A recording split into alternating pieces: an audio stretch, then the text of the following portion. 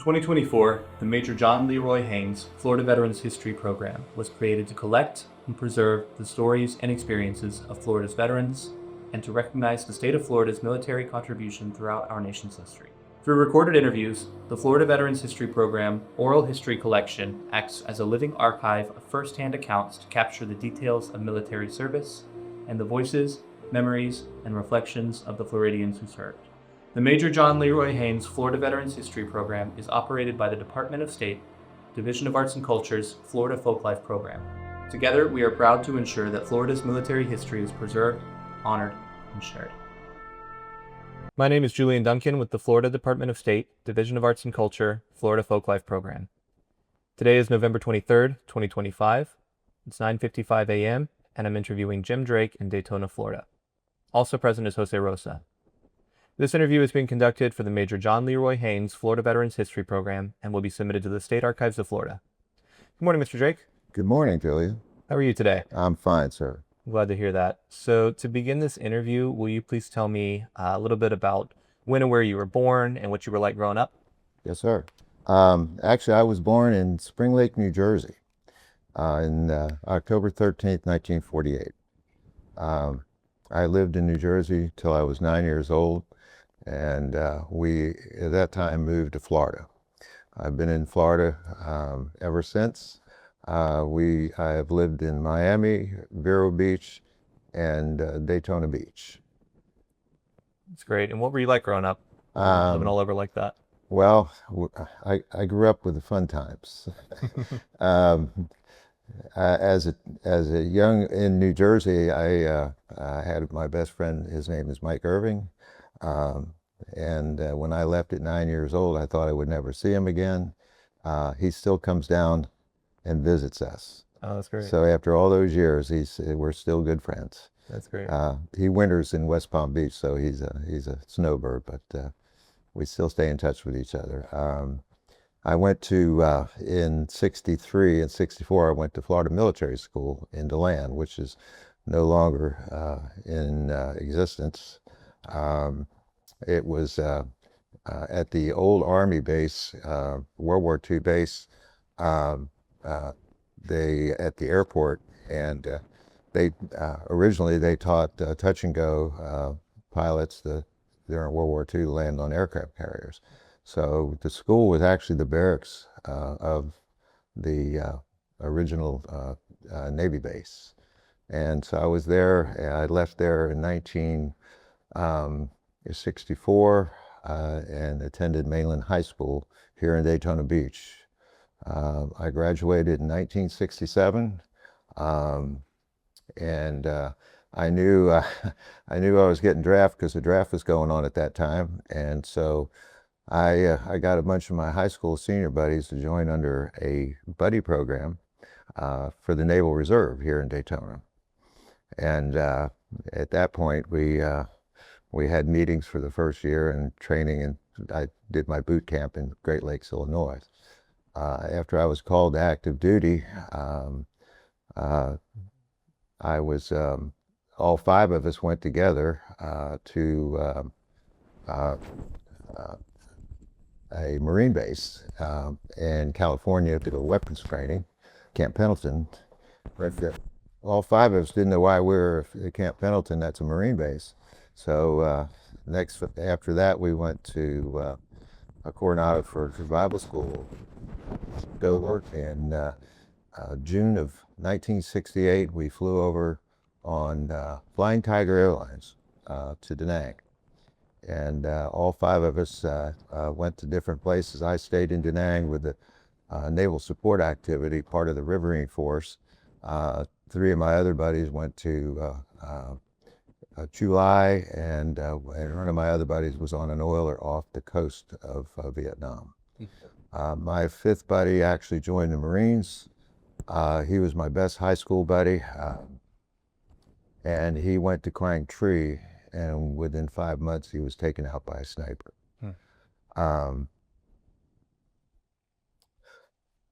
To this date, I take care of his grave in Holly Hill.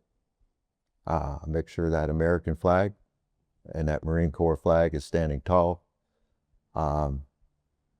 and I still miss them. I came back and I was assigned to Camp Tien Sha in Da Nang. We served with the 3rd Marine Corps, 3rd Marine Regiment, and the Rock Marines, and we also had the Seabees on our base. Camp Tien Sha was a major base in Da Nang for the naval support. Did a lot of tower watches, a lot of guard watches, perimeter watches, jeep patrol. We were called Rocket City.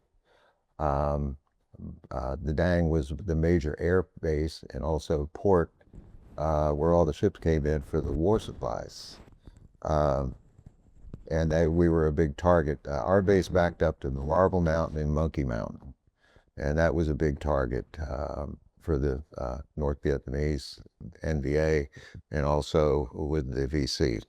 I was on duty 27 February 1969 when YFU 78, which was a landing craft, took a direct hit with a 122 rocket and blew it right out of the water, killing everybody aboard. There was 7 sailors that died instantly and many injured.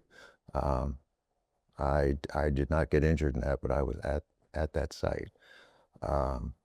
We got rocketed all the time and mortared. So we just get used to it, and we never knew when it was coming or where it was coming, and it was always at night. So, but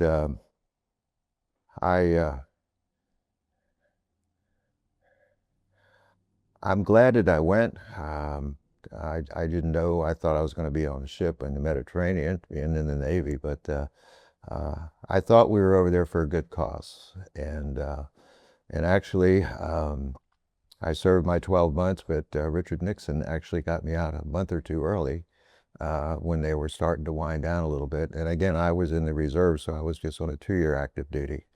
So the rest of my Navy career or my Navy service was in San Diego. And I was there for 7 months and then separated.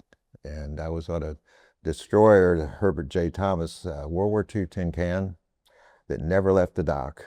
I stood watches and it never left the dock, but I put in my time. Came back to Daytona Beach where I grew up in 1970. Well, I'll go back just a little bit. I know I was going into service, I had a 1966 442. That was a hot car back in the 60s. And I owed $750. I can remember that. I don't know how, but I had to give it back to the bank because I was going to be gone. And my dad knew the banker, so it wasn't a repo. It was just, he said, when I come back from the service, you can go buy a new Oldsmobile 442 here in Daytona, and we'll finance it for you. So I came back. If you served in country back then, you got a little bit better discount if you bought a new car. I don't remember what it was, probably $100, I don't know.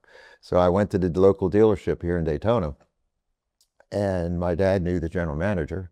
And so I said, I want to order a new 1970 442. And he says, well, Jim, he says, what are you going to do when you get that car? I said, I'm going to chase women up and down the beach. Back then we could drive the full beach in Daytona. He says, how are you going to pay for that? I said, I have no idea. So he said, how about a job?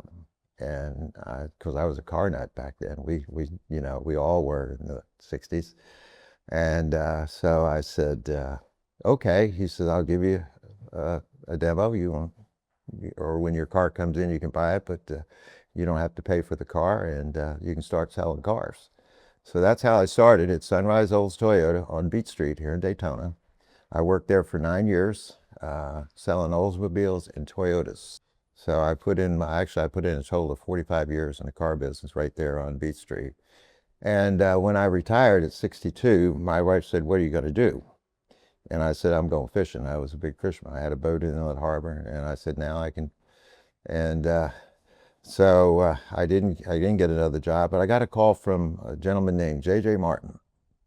And J.J. was the president of Vietnam Veterans of America, Chapter 1048.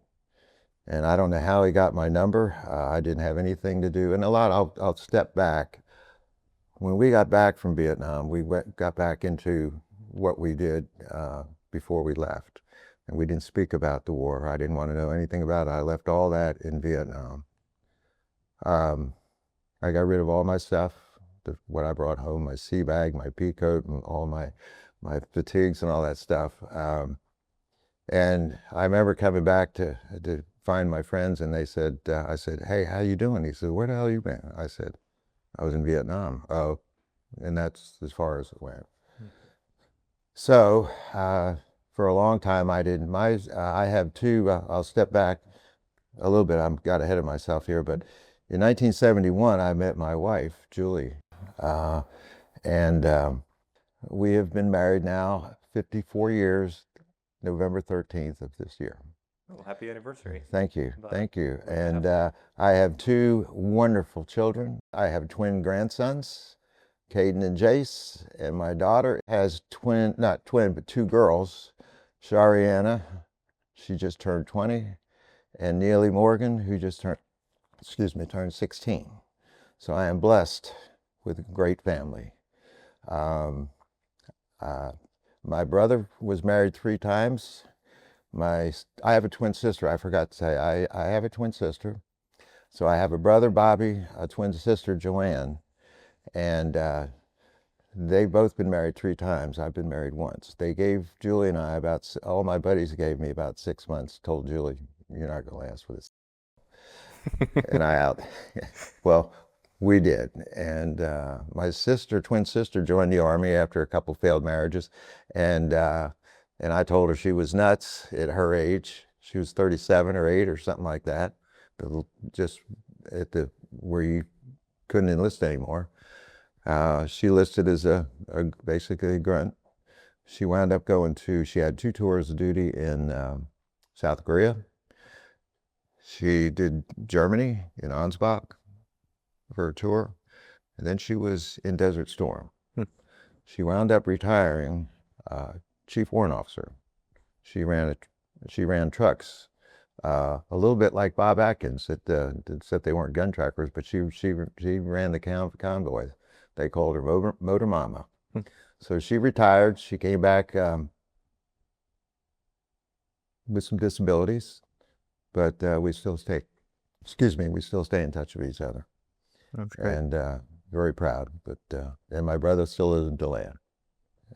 That's great. So that's a little bit of my family life. Yeah, well, thank you for that. That's awesome. I'm glad to hear you've had such a successful family life with your grandkids, and sounds like it's been very rewarding, and I appreciate that. Getting back to J.J. Martin, again, I got a phone call from him, and I said, "Who are you?" And he said, "I'm J.J. Martin." "Yeah," and he said, "I'm president of the Vietnam Veterans Chapter 1048 here in Daytona. Why aren't you at our meetings?" And I said, "I don't know anything about that." So I went to a meeting here in the Post 3282, and I've been there 15 years. And it has really helped me. I'm 100% disabled finally. I consider myself one of the lucky ones. I came back with just a lot of PTSD, which I've been able to work with through the chapter. My mission at our chapter is supporting all veterans, but particularly Vietnam veterans, getting them the disability, getting them what they deserve that they didn't get when we came home. We weren't welcomed home. But now we are, and it's our legacy. And I run the food bank, or the food drive, for homeless veterans and needy people. We used our Halifax Urban Ministry for their food banks, and it's very rewarding to help these people. And that's my mission. Matter of fact, at the golf tournament yesterday, I met a veteran actually that I just had cataract surgery, and I was in the doctor's office, and of course he was wearing his 9th Infantry hat, and I had mine on. And so he came over and talked to me, and I said, "Welcome home." That's our slogan. We weren't, but welcome home. And I got talking to him, and I told him about our chapter, and he says, "Well, I don't know anything about it. I don't do that. And I said, well, I think you need to come visit us.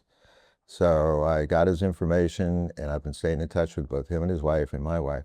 And I got him with the VSO, Charlie Sykes. Matter of fact, his appointment is tomorrow to get his disability. He's got all kinds of issues with Agent Orange. And he's sitting there at 10% for hearing aids. And I said, no, no, no. So he signed yesterday at the tournament to become a member of Chapter 1048, and I'm gonna go with him tomorrow with Charlie Sykes as our VSO, who helped me and helped a lot of our veterans go through the process, and I think he should be at least 80%. That's awesome. So that's kind of what I do. I brought some pictures in. And I'll tell you a little bit about what I did over there, and not to get ahead, but I just wanted to share, Julian, with you on what I did over there. I explained earlier about the rockets and stuff, but my best buddy John Buckley over there, he did 2 tours. He was on the riverboats, the first tour, and then I hooked up with him with security, and we lost touch with each other after we left Vietnam. He lives in Shreveport, Louisiana. He's a crazy Cajun. He got me in a lot of trouble over there, and I have pictures to prove that. But anyway, after probably 35, 40 years, he finally found me on Facebook, and we got back together. He sent me all these pictures that I had no idea. Of course, all black and white old pictures from our time in Vietnam. And we've been in contact ever since. I had him and his wife over at my house. I paid for him to fly down and spend a week with me. And we're best buddies still. But he's got a lot of health issues. Being on the riverboats wasn't fun. But we talk about old times and reminisce, but I wouldn't have had any of those pictures that I have now. And we use those. Our chapter also does education classes to all the high schools. And I graduated from Mainland High School, so we certainly go there. My kids graduated from Spruce Creek High in Port Orange. And the history teacher there was a guy by the name of Chase Tremont, who's actually graduated with my son at Spruce Creek. But he was a history teacher there, and he wanted to teach his students about growing up in the 60s and Vietnam War. So his history class was a portable, which a lot of schools have now. So he set that up with helmets on the desk. We took the kids' phones away. In the background on the screen was a Huey, and we never forget that sound. Always, I still look up. He had the sandbags all filled, of course, with paper. But when those kids walked in, it was like in a bunker. But it was like, what's all this stuff? And so we have a panel of 5 combat vets, Navy, Army, a lot of Army, Marine, and even Air Force. And we opened the floor to tell the story, kind of like what I'm doing, but they had no clue. This generation, we didn't tell them about what we did for years later. My son and my daughter didn't know anything about it until I got active in our chapter. But we opened up. We didn't say anything graphic, but we answered all the questions. And in my book there, I have letters from the students, mostly young girls, that wrote to me and said, I never knew. I appreciate you, and thank you, and welcome home. And that means just so much to us. It's our legacy. It's a shame it took that long. But so we go to Mainland, Seabreeze High School here in Daytona, and the junior college, I think we even did Amarillo at one time. We're going to get back to doing that. We did it for 5 years. And, but everybody had a story. We didn't get it graphic. They obviously asked questions, how many people you killed? You know, it's war. How do you answer a question like that when someone asks?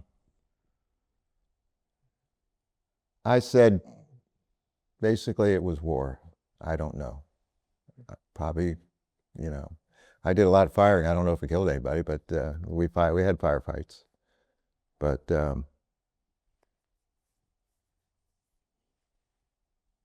hope we get back to that because it's important. Yeah. Yeah.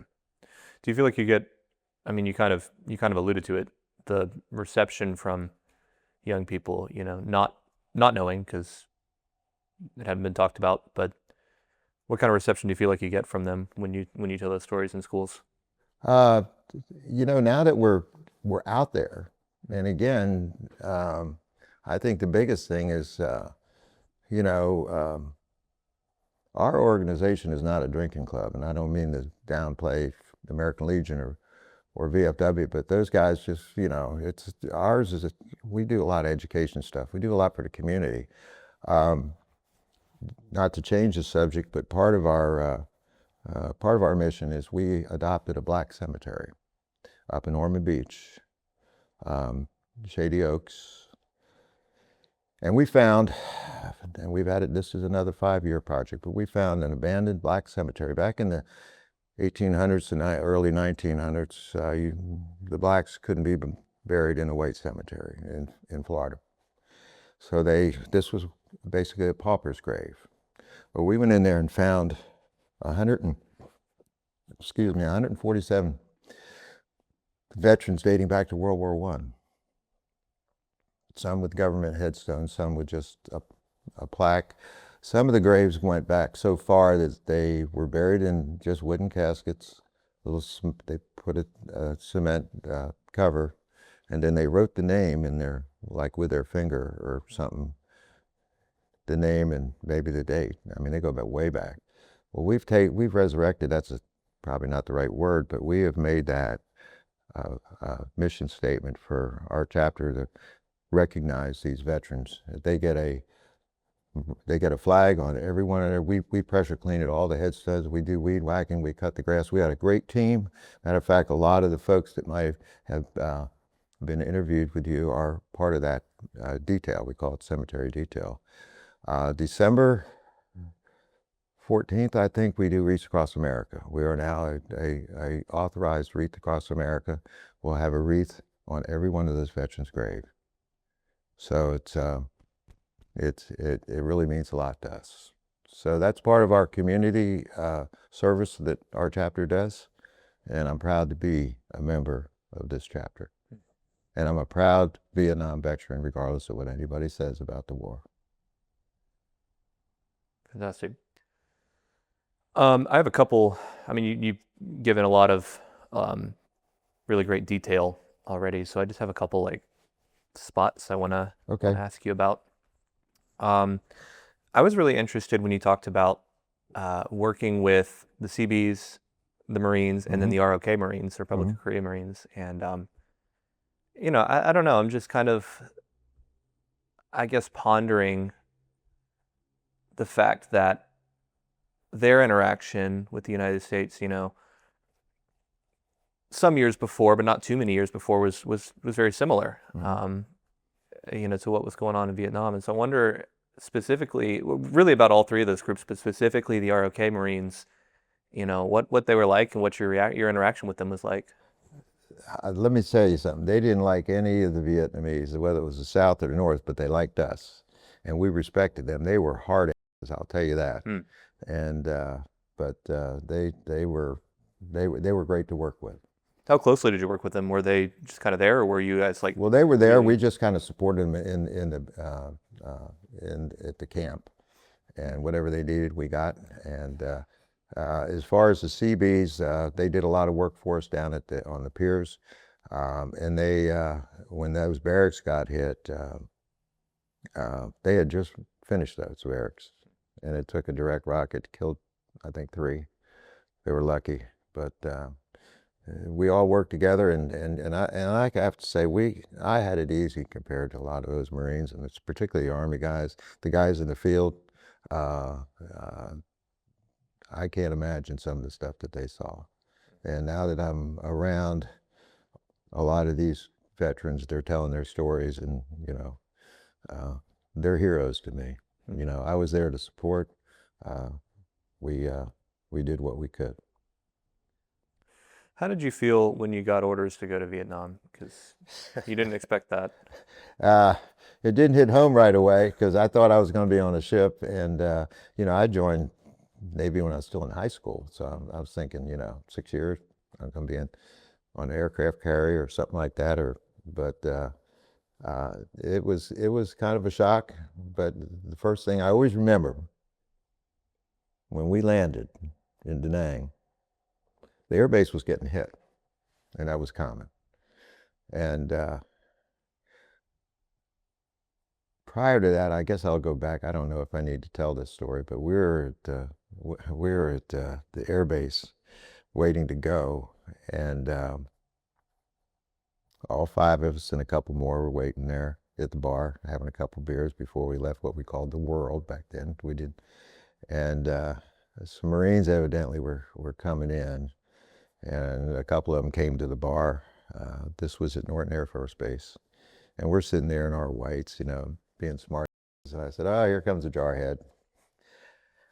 Wrong thing to do, say, and I turned around to take a sip of my beer, and next thing I know, he hit me right in the jaw, knocked me off the bar stool.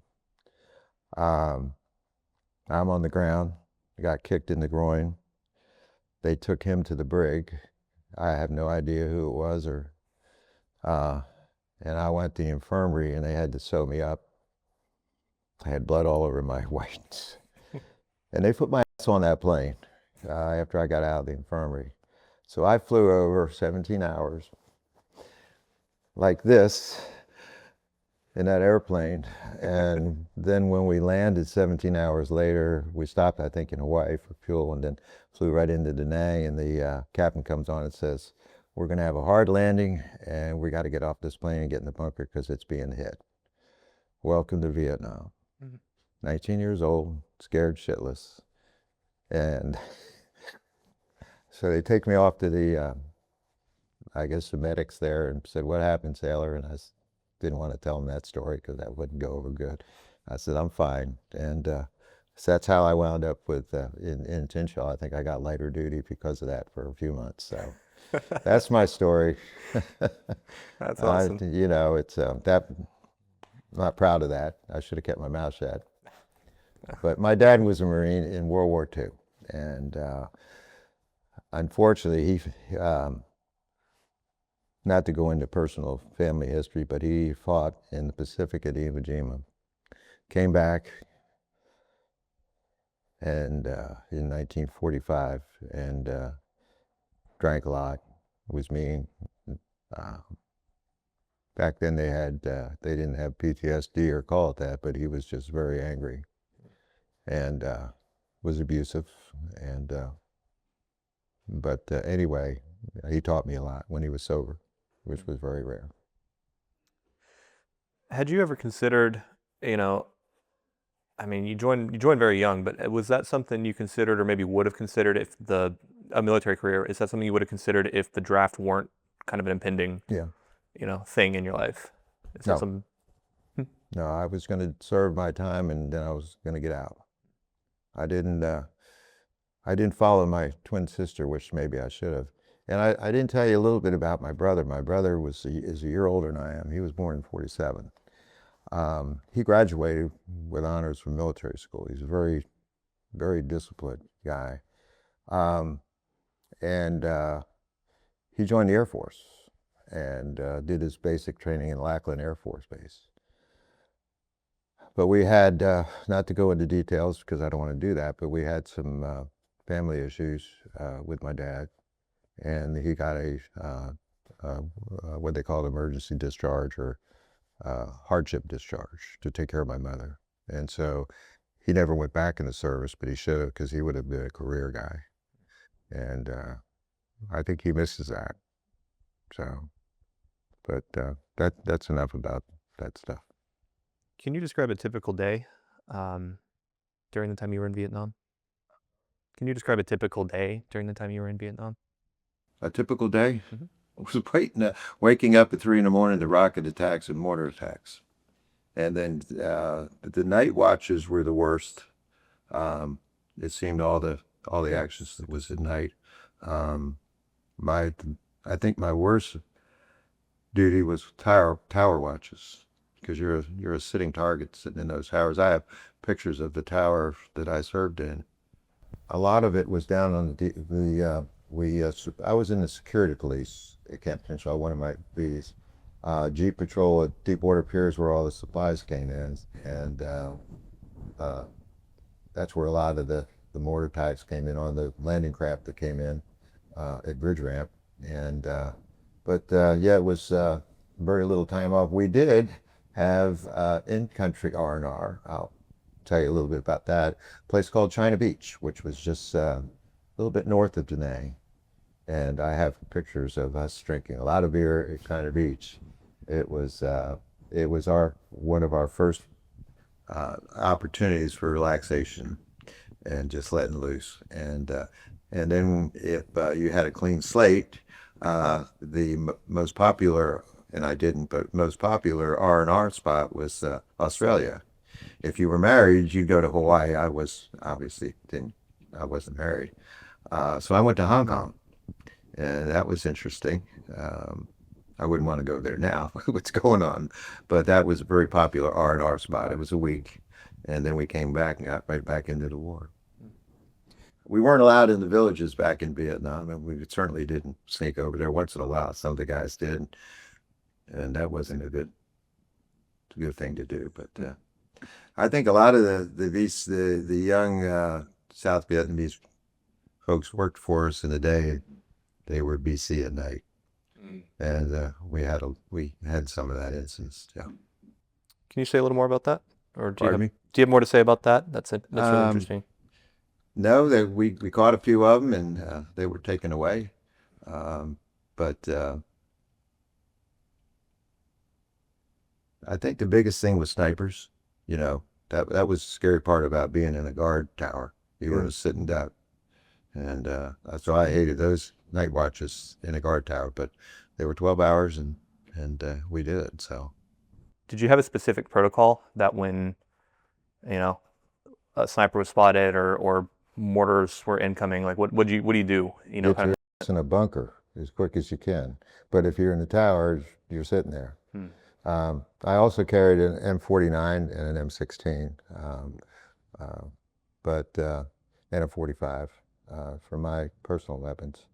But and again, a lot of that stuff was harassment to let them know that they're out there, but they really wanted to destroy that base and that naval, the whole naval. July was a big naval port, and Da Nang was the biggest one. And but everything from Marble Mountain, where the Marines were in the Army, you could hear. Huff the Magic Dragon was an airplane that lit up the sky, and I could always see them from when I was on watch. Always see them just lighting up Marble Mountain, and the New Jersey was over there when I was there, and that was 20 miles off the beach at Da Nang, and you could hear those shells when they fired them over the mountain. You could hear them go by. That was massive, 16-inch shells. And but one of I'm not going to change, but we got to see Ann Margaret and Bob Hope. That was one of my favorite. Of course, I was way in the back, but she was in Da Nang with the Bob Hope show, Ann Margaret and Raquel Welch. So that was we hadn't seen Round Eyes for a while, but she was everybody's heartthrob back then. I was very fortunate. A lot of the guys that were in the bush, and they didn't get a chance to see that stuff. So I feel that we were certainly privileged to see that. Was that a USO? Yes, thing? It reminded us of home. The music and again, of course, I still. Creedence Clearwater comes on. That music from the 60s, I still play it to this day. Did you listen to a lot of music when you were there in country? Pardon me? Did you listen to a lot of music in country? A lot of tapes. The biggest thing is I had and I still have it, I had a reel-to-reel recorder, a Kaya 1800 SD, big reels. And when we had some downtime, we would, an 8-track sticking inside of it, but we would tape all the 60s music. I still have that, but I don't think it works, but I still have it as part of my treasures, I guess you'd say. But yeah, we didn't get a chance to do it much, but when we had downtime, yeah. That's cool. Yeah. That's cool. What did That you was listen one to? of the few things we enjoyed. What did you listen to? What were some of your favorites? Oh, good Lord. Right, of course, Creedence Clearwater Revival was my favorite. Simon and Garfunkel, all that kind of music. Even back in the Doors, Steppenwolf, all that stuff. But yeah, it reminded us of home. Didn't get a lot of mail. Lost contact with some folks at home. But I wish I had. But I miss my buddies that I served with over there. It was really, when we left, we all scattered. And, it wasn't like previous wars where everybody came back together and, but we all came home at different times. And so I listen to a lot of, or I'm online with a lot of Vietnam groups. Some of them aren't real good, but some of them, it's just, I found some friends through that actually were, matter of fact, 3 days ago, I found a sailor that was a CB that was in the barracks when it got hit. And I texted him or emailed him. I said, I was there. I have pictures. He says, you got to be kidding me. I said, no, I'll send them to you. But I've found probably 10 of my my guys that I served with that I would have never found. So I don't dwell on it, but it's nice to kind of find somebody that remembers you. And I'll bring this up. I don't know whether anybody has, but I was over there when Martin Luther King is killed. Mm. So it got tense. We had a couple. I think there was a black guy killed. We don't know why. He was in the tower. We don't know. It wasn't enemy fire. It could have been friendly fire. But I knew the guy. But at one point after that, and the riots and how can I put that? But it didn't last that long. But we slept with a 45 under our pillow to be, loaded, so in case something broke out. And that's sad. That's sad. It was, and being security police, we had to, we had to make sure if anything happened, we had to be there. We had some of it because we had a whole diverse group in our camp. But before that, we're all brothers. We're all doing the same thing. And that just kind of got out of hand for a while. Did you get a lot of news from back home, or was that kind of did you get a lot of news from back home, or was that kind of a unique example? No, just what we got wasn't, it was bad news. We'd hear, the body count and stuff like that on CBS News or I guess ABC or whatever. But no, I missed my football games and stuff like that, and certainly got back to that one when I came back. We'd get, when we were like a week out, we were scared to talk to anybody. We said we're too short because we don't want any bad things to happen. I don't want to go on watch, but we had to. But that last day is, when we're going back to the world. And I remember that. And I flew back on Flying Tiger Airlines, but I remember going down that airstrip in Da Nang when that plane got off the ground. It was dead quiet until we got up into the airspace, and then everything went nuts. And we were home. We were on our way home. Did you? I'm trying to think of how to ask this one.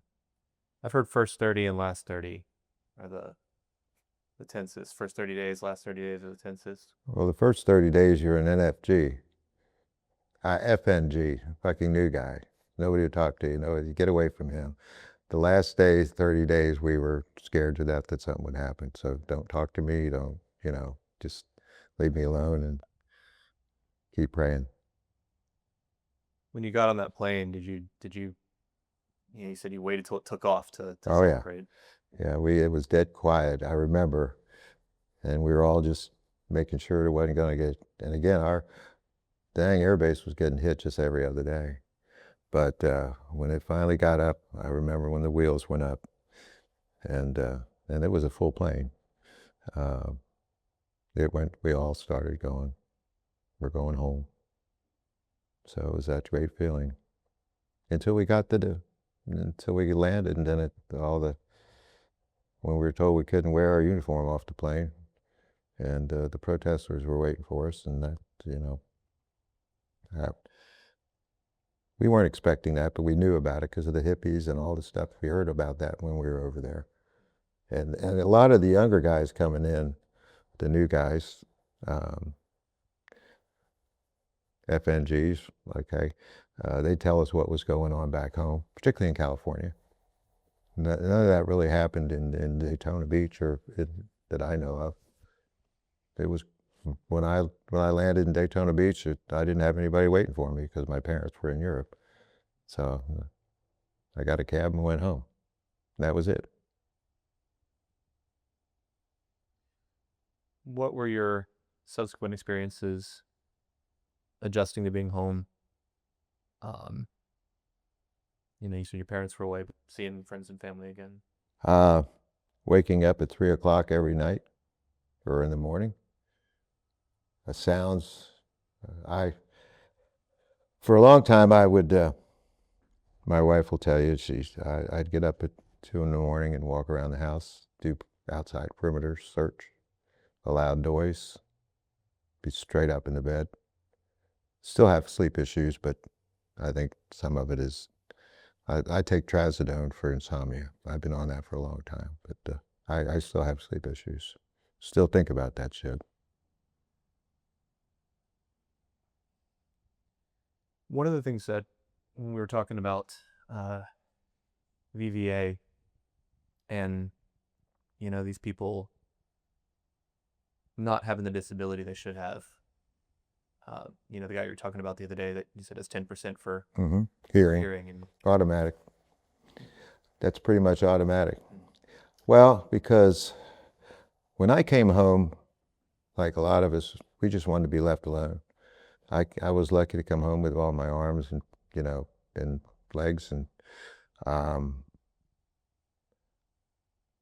so I didn't get involved with the VA the VA for a long time, and then of course finally I couldn't hear, and so I went and got I enlisted in the VA in Daytona at the old building, and so they said, well, you qualify for hearing loss, and they run all the tests and said, you're good to go. And then I started having a lot of issues, again, sleeping, and I never did drugs over there or when I came home. A lot of guys did. I drink a little beer. That's my beverage of choice.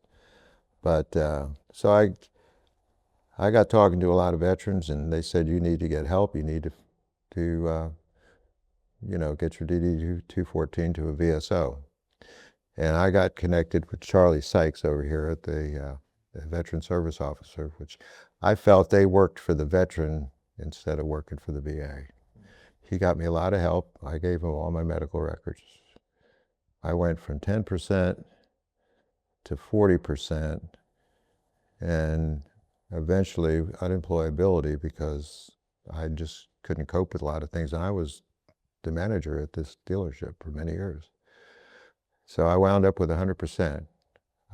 I got back pay because it took 3 years. And the fact that I had to go through that, and I see a lot of these veterans that refuse to go in the VA because they felt they were denied, or they felt like, oh, fuck the government, excuse my English, but that's what a lot of them did. So I've helped 5 veterans to this day get to at least 80%, and some of them to 100%. And they keep thanking me. I said, no, you have to just don't quit. Don't give up. They're going to fight you. Documentation, documentation, documentation. Make sure your records are in order. A lot of them lost. I hear these stories where they lost all their medical records or all their military records in a fire. I think St. Louis was a big one that, and then they say, I don't have anything. You know, I don't even know where my DD-214 is. Well, you can get it. You just got to work for it. And that's what I did. And the fact that it, you know, I got it, now I want to make sure these guys get, if they qualify. There's a lot of them that won't, but they, you know, they deserve something. And it's helped me a lot. Looking back on your time in the military, but also your time with these veterans organizations and one of the things you emphasize that you particularly like about VBA is the service component. Yes. So I wonder if, you know, just thinking reflectively, if you can kind of reflect on what the word service means to you. The word service? Yeah, if you can reflect on what service means to you. Well, it means dedication for one thing, but it's the fact that we served, and I love this country. And I was proud to serve, and I respect every veteran for what they did, regardless of what war. Like my sister was in Desert Storm, came back a mess. I think what we had to go through to get our recognition and our disability and our legacy has helped the future generations of Army or service members get their disability and get, you know, get in the system, and they deserve it. I think we set the trend. I don't know. We fought everything. We fought the government over there. You know, we could have won that war if they'd have let us. And we wouldn't have lost 58,200 and some. Now, I want to share going to the wall if I can. Yeah, please.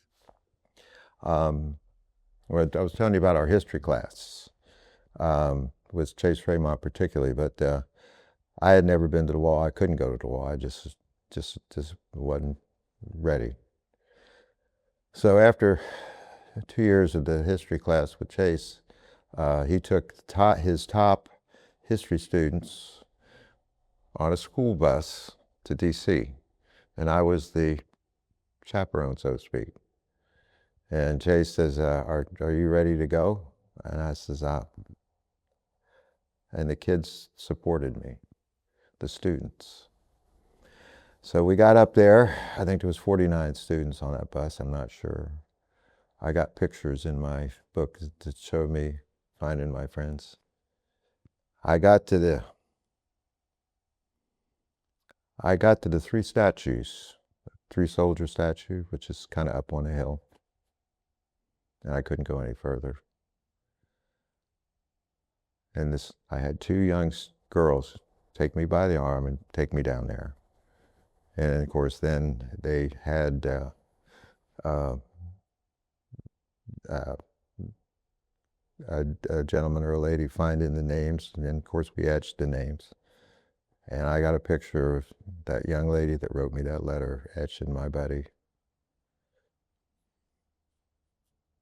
And my other friends. And I'll never forget that. Now, since then, I brought that information back to our chapter, and they started the honor flights, or I got involved in that a little bit. And a lot of the guys said, no, I don't want to do that. And I said, you have to. My daughter was my guardian, and she had just recently found out some of my stuff through the education class, because she went to that school. And I went through the Melbourne honor flight with 5 of our members. Frank McNeil, who I was telling you about, 1st Infantry, Black Lions. He lost 60 of his unit, along with Joe Costello. He was radio man, Frank was. He got shot 3 times. And his commanding officer fell on top of him dead. So he wouldn't, for years, we worked together. He was a technician at the BMW store and the Toyota store, and I was a salesman, and we didn't know each other went to Vietnam. We didn't know, he didn't know, it's just, hi Frank, how you doing? And I was always a prankster, so to speak. So Frank was under a Toyota doing some service work. And I put a little firecracker under there as a joke. He came out from under that car, I'll never forget. He was going to kill me. And then I realized, hey, I'm sorry. And then about that time, we came around and became best friends. That was in 1980. That's how long ago that was. We've been best friends ever since. And I got him to join the chapter, and we worked together for 40-some years. And I got him to go on that honor flight with me and my daughter and his daughter. I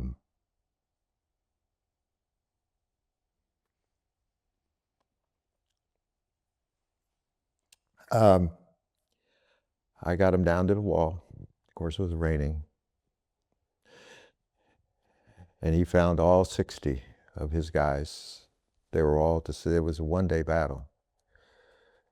And I got to picture him and me. He's got his hands up on that wall, going like this. And he started crying and he fell, and I picked him up.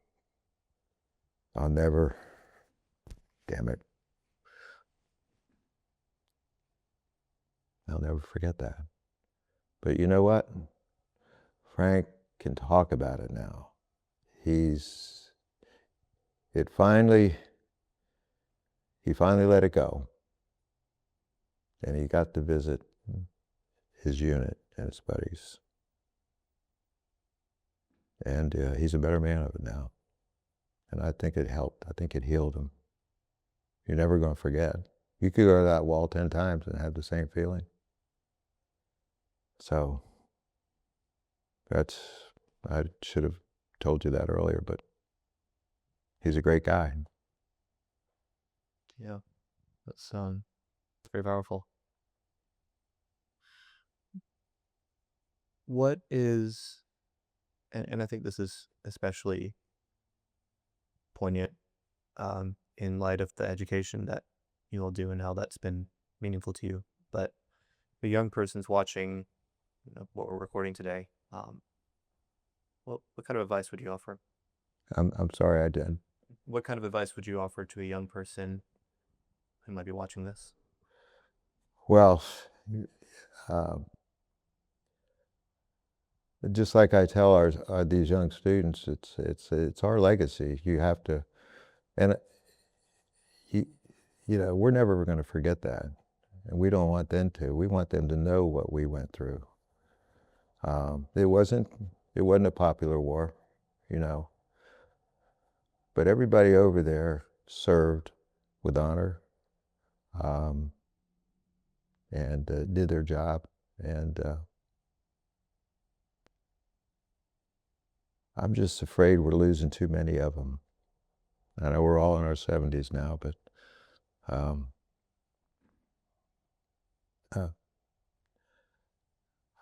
I think that there needs to be more about what we did. I guess that's what I'm going to say. And people need to teach it in school. They don't. Everybody's got their phone in their face. Nobody's reading anymore. But I guess that's all I've got. Is there anything in this interview that we have not covered that you'd like to talk about? No, I think I think I'm good. I'm a lucky one.